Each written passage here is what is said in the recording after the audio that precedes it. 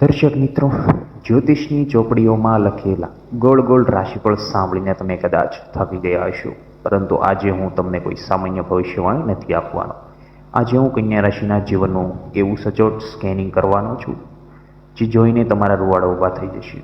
10 ઓગસ્ટથી 31 ઓગસ્ટ 2026. હા, માત્ર 21 દિવસનો આ સામાન્ય સમયગાળો નથી, પરંતુ આ તમારા જીવનના એક એવા વળાંકનો સમય છે જ્યાં તમારા કર્મો, તમારા સંબંધોનો અને તમારા ઘરના વાસ્તુનો સીધો હિસાબ થવાનો છે. જય મહાકાલ. મહાદેવ વાસ્તુ ચેનલ પર હું ઋષિરાજ જ્યોતિષ આજે કન્યા રાશિના તમામ ભાઈઓ અને બહેનોનું હૃદયથી સ્વાગત કરું છું. જો તમારી રાશિ કન્યા છે અને જો તમે ખરેખર જાણવા માંગો છો કે શા માટે આખી જિંદગી ફસાતા છતાં તમે ક્યારેય કોઈ યશ કે સાચો પ્રેમ નથી મળતો, તો આજનો આ વિડીયો તમારી જિંદગીની સૌથી મોટી આંખ ઉઘાડનારી ઘટના સાબિત થશે. આજે હું તમને માત્ર તમારી સમસ્યાઓ જ નહીં ગણાવું, પરંતુ મહાદેવનું એવું અમોઘ વાસ્તુશાસ્ત્ર અને ઉપાય પણ આપીશ જે તમારા માટે એક અભેદ રક્ષા કવચ બની જશે. વિડીયોની અંત સુધી જોતા રહેજો. કોઈના આંસુ લૂછવા જાઓ અને બદલામાં તમને જ રડવાનો વારો આવે. કોઈને મદદ કરવા માટે તમારું ખિસ્સું ખાલી કરી નાખો અને જ્યારે તમને ખરેખર જરૂર પડે ત્યારે બધાના જ ફોન સ્વિચ ઓફ આવે. શું આવું જ થતું આવ્યું છે ને? બધાના જ ફોન સ્વિચ ઓફ આવે છે. તમારી સાથે આવું જ થાય છે. કન્યા રાશિનો સ્વામી બુધ ગ્રહ છે અને આ પૃથ્વી તત્વની રાશિ છે. તમે લોકો સ્વભાવે એકદમ પરફેક્શન. તમને તમારું દરેક કામ ચોકસાઈથી જોઈએ છે. તમારું સૌથી મોટી ખામી એ છે કે તમે ક્યારેય કોઈને સ્પષ્ટ ના પાડી શકતા નથી. કોઈ તમારી પાસે આવીને બે મીઠા શબ્દ બોલે, પોતાની મજબૂરીના રોદડા રોવા મળે એટલે તમે તમારું બધું જ એને સોંપી દો છો. તમારી અંદર એક હીલર છુપાયેલો છે જે બીજાનું દુઃખ જોઈ નથી શકતો, પરંતુ આજ દિન સુધી તમારું દુઃખ સમજવાવાળું કોઈ તમને મળ્યું નથી. તમારી આ લાગણીશીલતાનો લોકોએ પૂરેપૂરો ગેરલાભ લીધો છે અને જ્યારે તમારો સમય ખરાબ ચાલી રહ્યો ત્યારે આ જ લોકો તમારી પીઠ પાછળ તમારી નિંદા કરતા હોય છે. કન્યા રાશિના જાતકો હંમેશા બીજાની ખુશી માટે પોતાનું સપનાઓનું બલિદાન આપી દેતા હોય છે, છતાં પણ અંતે તો તેમને એકલા જ રહેવાનો વારો આવે છે.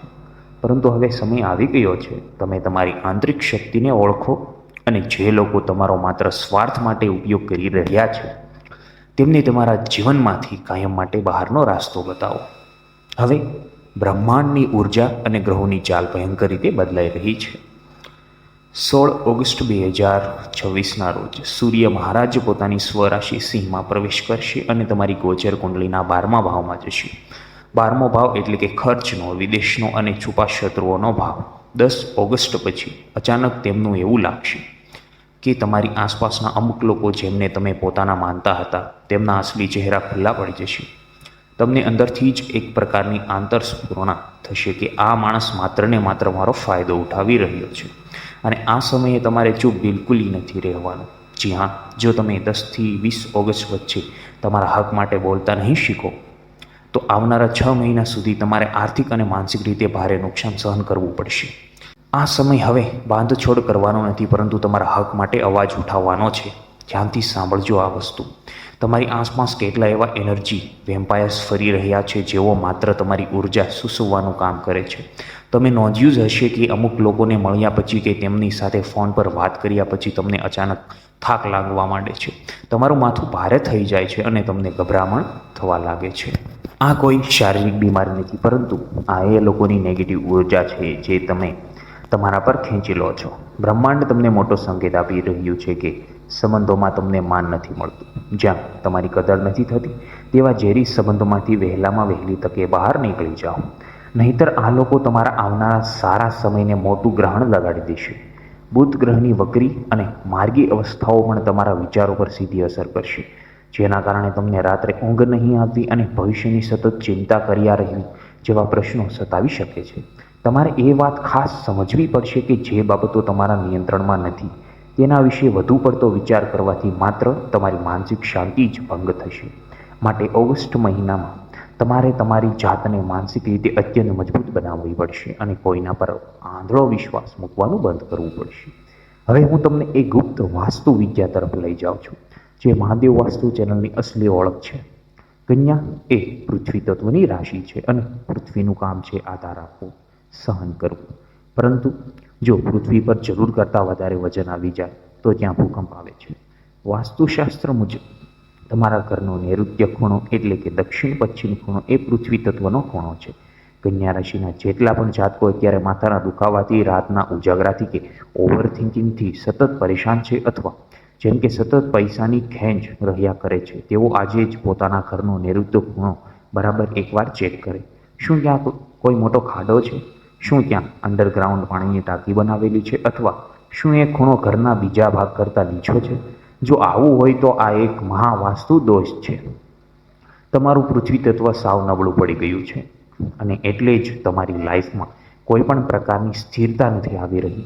આ ભયંકર દોષને દૂર કરવા માટે નૈઋત્ય ખૂણામાં ભારે વજનદાર વસ્તુ મૂકો અને ત્યાં એક પીળા રંગનો બલ્બ લગાવો. પૃથ્વી તત્વ સંતુલિત થતાથી સાથે જ તમારા વિચારોમાં આવતી નકારાત્મકતા દૂર થશે અને ઘરના એક પ્રકારની શાંતિનો અહેસાસ થવા લાગશે.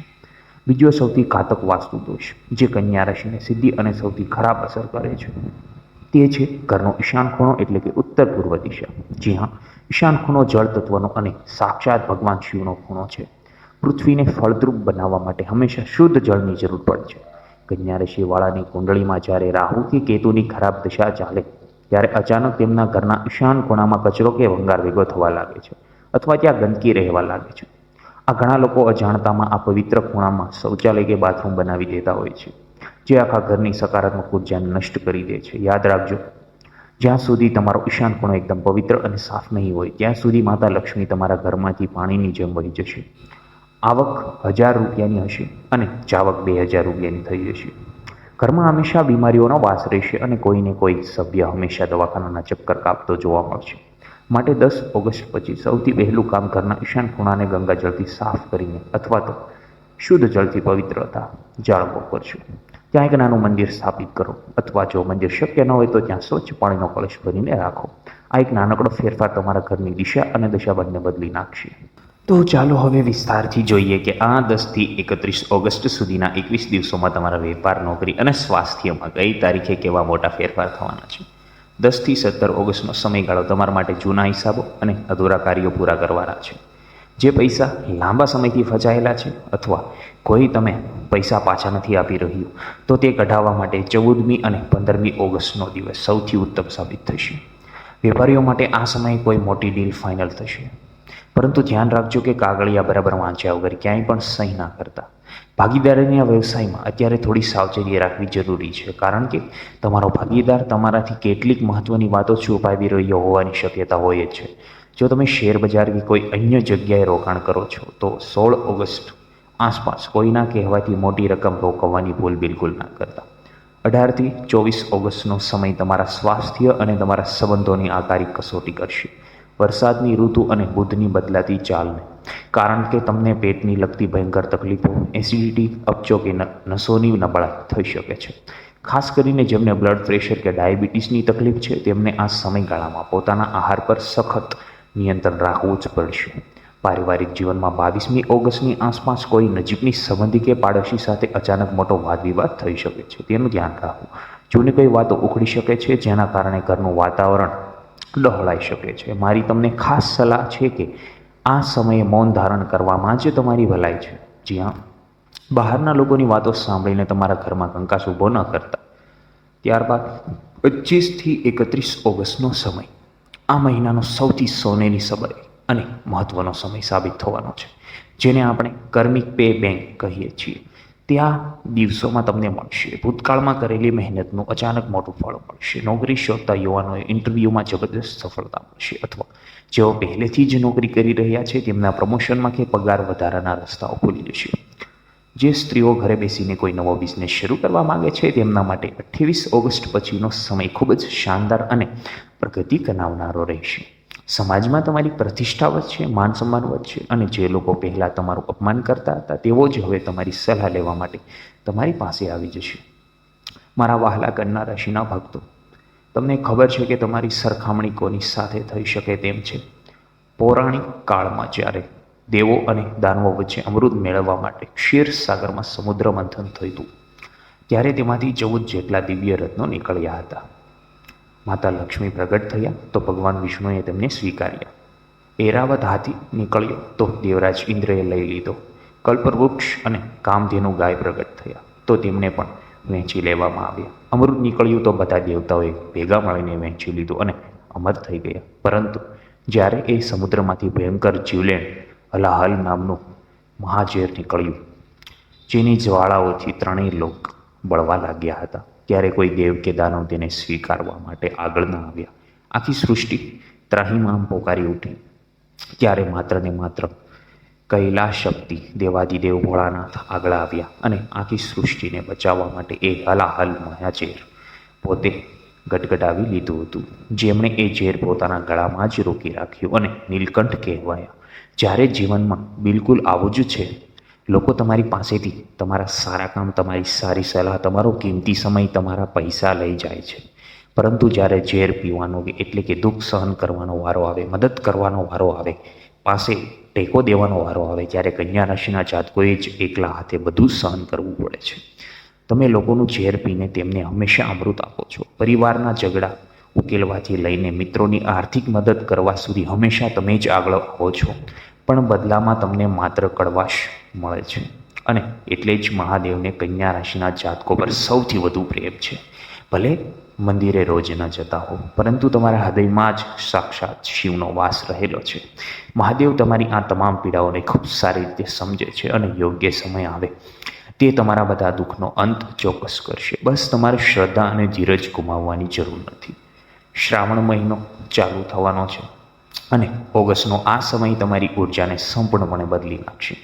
જો તમે આ એક મહાઉપાય પૂરી શ્રદ્ધા અને નિષ્ઠાથી કરશો, 10 ઓગસ્ટ પછી આવતા પહેલા સોમવારે અથવા બુધવારે સવારે વહેલા ઉઠીને સ્નાન કરી લો, સ્વચ્છ વસ્ત્રો ધારણ કરો અને એક તાંબાનો શુદ્ધ લોટો લઈ લો. જ્યાં તેમાં તમારા ઘરના રસોડામાંથી કે માટલામાંથી ચોખ્ખું જળ ભરી લો. મેં પહેલાં જ કહ્યું છે કે કન્યા એ પૃથ્વી તત્વની રાશિ છે અને બુધ તેનો સ્વામી છે. બુધ ગ્રહને લીલો રંગ અત્યંત પ્રિય છે. તેથી આ જળમાં થોડો શેરડીનો તાજો રસ અથવા શુદ્ધ મધ ઉમેરો.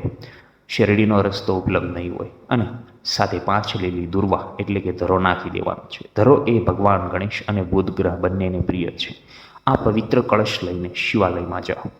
શિવલિંગ પાસે બેસીને એક ઘીનો દીવો પ્રગટાવો. ત્યારબાદ શિવલિંગ પર ધીમી ધારે જળ અર્પણ કરતાં કરતાં મનમાં ઓમ બોમ બુધાય નમઃ અને ઓમ નમઃ શિવાય મંત્રનો સતત જાપ કરો. આ જળ શિવજીના ગળાની બળતરાને શાંત કરશે અને તેના બદલામાં મહાદેવ તમારા નૈઋત્ય અને ઈશાન ખૂણાના તમામ વાસ્તુ દોષોને હંમેશા માટે ભસ્મ કરી દેશે. તમારા જીવનમાં આવતા તમામ વિઘ્નો દૂર થશે. જે મંદિરેથી જળાધારીમાંથી વહેતું થોડું જળ પાછું એક વાસણમાં લઈને ઘરે આવો. ઘરના ખૂણે ખૂણે તેમાં છંટકાવ કરો. ખાસ કરીને તમારા મુખ્ય દરવાજા પર અને ઈશાન ખૂણામાં આ જળ જરૂર છાંટજો. જો ઘરમાં કોઈ બીમારી હોય તો તેના પર પણ આ જળ છાંટજો. મારો વિશ્વાસ કરજો, ઈશાન ખૂણામાં ગાયના શુદ્ધ ઘીનો એક દીવો પ્રગટાવીને 2 મિનિટ આંખો બંધ કરીને મહાદેવનું ધ્યાન કરજો. હું ઋષિરાજ જ્યોતિષ તમને પૂરો વિશ્વાસ અપાવું છું કે દુનિયાની કોઈ મેલી વિદ્યા, કોઈ છુપો શત્રુ, કોઈ આર્થિક તંગી તમારી કે તમારા પરિવારની સામે માથું ઊંચકી નહીં શકે. તમારું આખું ઘર એક દિવ્ય અને સકારાત્મક ઉર્જાથી ભરાઈ જશે અને તમને એક અદ્ભુત માનસિક શાંતિનો અનુભવ થશે. મારા વહાલા દર્શક મિત્રો, જ્યોતિષ એ કોઈ ડરાવવાનો વેપાર નથી, પરંતુ એ તો તમારી અંદર છુપાયેલી આંતરિક શક્તિને જગાડવાનું એક અદ્ભુત વિજ્ઞાન છે. ગ્રહો આપણને માર્ગ બતાવે છે, પરંતુ તે માર્ગ પર ચાલવાની શક્તિ આપણને મહાદેવ પ્રદાન કરે છે. આજે મેં જે પણ વાતો કહી તેમાંથી કઈ વાત પર તમારા જીવન સાથે 100% મેચ થઈ ગઈ છે અને સીધી તમારા હૃદયને સ્પર્શી ગઈ છે, તે મને કોમેન્ટ બોક્સમાં જરૂર જણાવજો. જો તમને આ રુચિરાજ જ્યોતિષની વાણીમાં સચ્ચાઈ લાગી હોય તો કોમેન્ટ બોક્સમાં પૂરી શ્રદ્ધાથી અને ભક્તિભાવથી હર હર મહાદેવ ચોક્કસ લખજો. આપણી આ મહાદેવ વાસ્તુ ચેનલ માત્ર એક યુટ્યુબ ચેનલ નથી, આ એક ફેમિલી છે, પરંતુ આ શિવ ભક્તોનો એક મોટો પરિવાર પણ છે. માટે ચેનલને અત્યારે જ સબસ્ક્રાઈબ કરી લો અને બાજુમાં આપેલું નોટિફિકેશન બેલ દબાવી દેજો, જેથી આવનારા દિવસોમાં આવા જ ગુપ્ત અને સાચા વિડીયો તમારા હંમેશા મળતા રહે. આ વિડીયો તમારા પોતાના લોકો અને સંબંધીઓ સાથે શેર કરવાનું બિલકુલ ભૂલતા નહીં, જેથી તેમને પણ સાચું માર્ગદર્શન મળી શકે અને તેઓ પણ પોતાના જીવનમાં સકારાત્મક બદલાવ લાવી શકે. તમારો એક નાનકડો શેર કોઈના જીવનની મોટી મુશ્કેલીઓ દૂર કરી શકે છે. મળીએ છીએ આવતા એક નવા વિડીયોમાં, એક નવા ગુપ્ત રહસ્ય અને સચોટ માહિતીઓ સાથે. ત્યાં સુધી મહાદેવની ભક્તિમાં લીન રહો અને સકારાત્મક વિચારો સાથે આગળ વધતા રહો. સૌને મારા ભાવપૂર્વક પ્રણામ. બોલો હર હર મહાદેવ, જય ભોળાનાથ. અને હા, શ્રાવણ મહિનો શરૂ થવા આવ્યો છે. જો કોઈને શ્રાવણ મહિનામાં વિડીયો માટે માહિતી જોઈતી હોય, શ્રાવણ મહિનાના ઉપાયો છે, કથા છે, વ્રત કેવી રીતે રાખવું, શ્રાવણ મહિનામાં શું ખાવું શું ન ખાવું, કેવી રીતે આપણે શ્રાવણ મહિનો વિતાવશું તેના માટે મને કોમેન્ટ બોક્સમાં જરૂર જણાવવા. હું તેના માટે વિડીયો બનાવીશ. મળીએ છીએ આવતા વિડીયોમાં. ત્યાં સુધી સૌને મારા હર હર મહાદેવ.